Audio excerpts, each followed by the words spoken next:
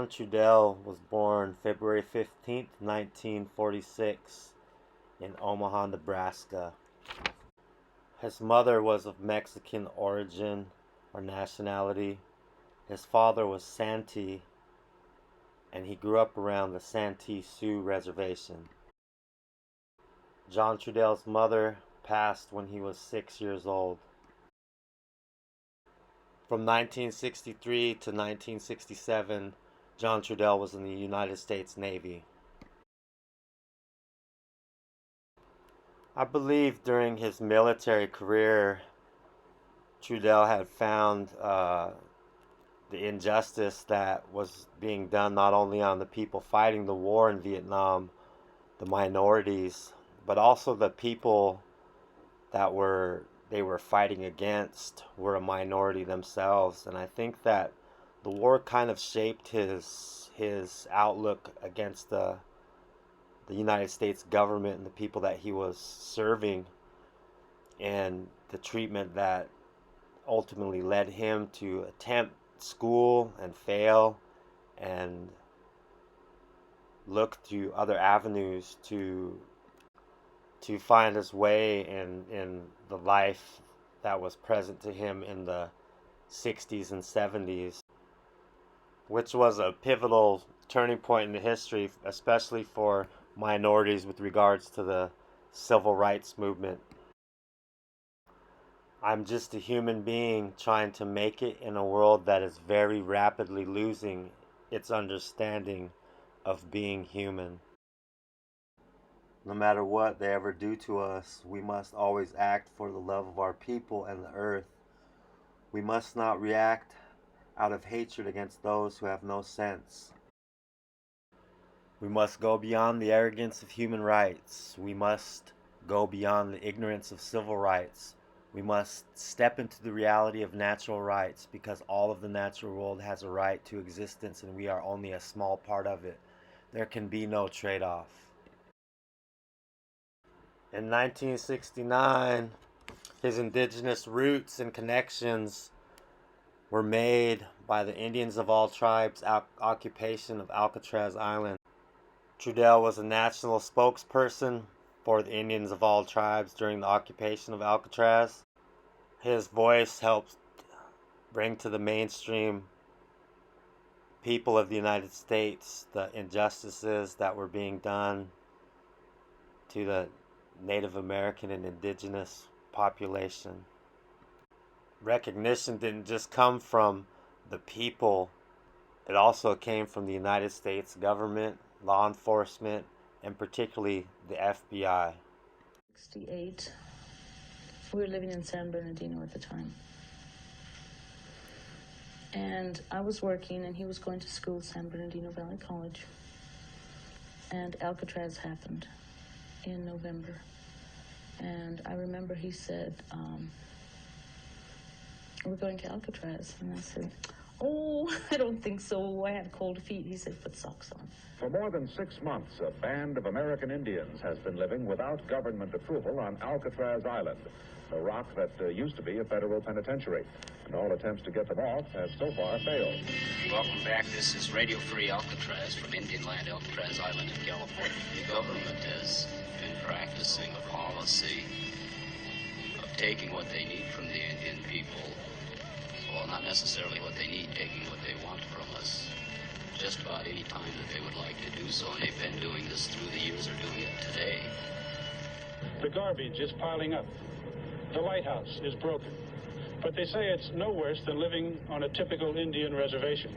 This is a country where all men are created equal, and it's the land of the free and the home of truth and justice and liberty for all. Well, we want to know why that doesn't apply to us. If this is the land of the free, then we want to know why we don't have the respect and dignity that all free men are accorded by other free men. The government had declared Alcatraz surplus property. Young Indian nationalists, claiming an old treaty right to unneeded federal property, descended on the island 1 year ago today and took it over. If there's ever going to be a generation of revolutionaries raised, people wanting change, these kids are getting good experience as to what Indian relationship is with the government. because this has been like all along the lines here, this has been a very peaceful protest. We occupied the island in the name of the 1868 Fort Laramie Treaty. See, and the reality that that treaties are laws, so it was really about law. It was really about a legal issue, not a moral or an ethical issue with the government's responsibilities. What Alcatraz meant was it meant for the first time we saw young Native people standing up and saying, we have rights. We have rights to the land. We have rights to our own government. And we want to be listened to, and we will be heard. Part of what we're saying on Alcatraz is that besides wanting the deed to the island for our cultural center, that we want to be treated as human beings. We want to be looked upon with respect as equals. Well, I can understand they might feel that way, but I don't. The occupation of Alcatraz Island ended in 1971, but something that lasted far more than could ever be imagined was the American Indian movement. Trudell served as national chairman from 1973 to 1979. The government response to AIM was swift. Trudell says in his own words, "They waged war against us. They hunted us down. They killed, jailed, destroyed by any means necessary. They saw that magical thing that happened with Alcatraz. All of a sudden, all of the spirit is popping up and gaining momentum through AIM. And this is why the spirit hunters, those who hunt free thought, come after us." On February 11, 1979, Trudell had burned an American flag during a demonstration in front of the J. Edgar Hoover building, the headquarters of the FBI in Washington. About 12 hours after the flag incident, in the early morning, a fire of suspicious origin burned down Trudell's home on the Shoshone Paiute Reservation in Nevada, killing Trudell's wife, Tina, their 3 children, and Tina's mother. Trudell believes that the United States government killed his family as an act of war. It was said after the death of his wife and children that he withdrew from the world for a time, and in that time of grief and loss and loneliness, despair, and depression, that he found a way to keep him connected to the reality that he was living in. And that way that he had found was through writing, through poetry, through art. And that art is profound today in all of the quotes that you see through this video, all the speeches that he had given after that time, and just the voice of activism for minorities nationally and internationally.